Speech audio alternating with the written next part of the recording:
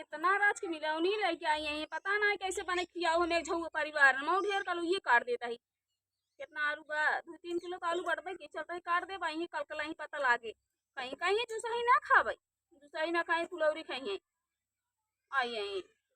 कितना परिवार है ना काजन के मने किया है हरिये लेके पहले इनकर देवर जेठाऊ बैठ जाते हैं।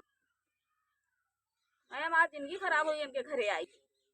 पता ना कहाँ कहाँ यही लकड़ी आना है चूल्हा चक्की हम तो काट लेता है बनाऊ ना अही बनाई है अपने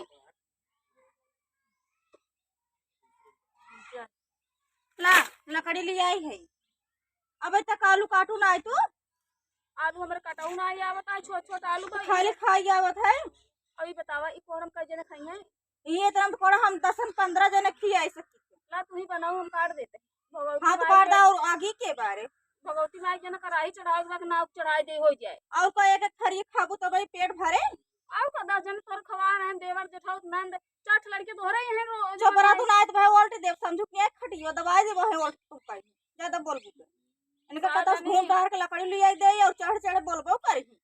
पता नहीं का दो सहुर नहीं बैठे एक पैसे पता नहीं कौसी खाई है दाले तर नहीं नीच कोड़ी दाले तर कोड़ी कहीं के मलच नहीं कुकुर नहीं के लख लख आओ जिन कुकुरी नहीं समझू के नहीं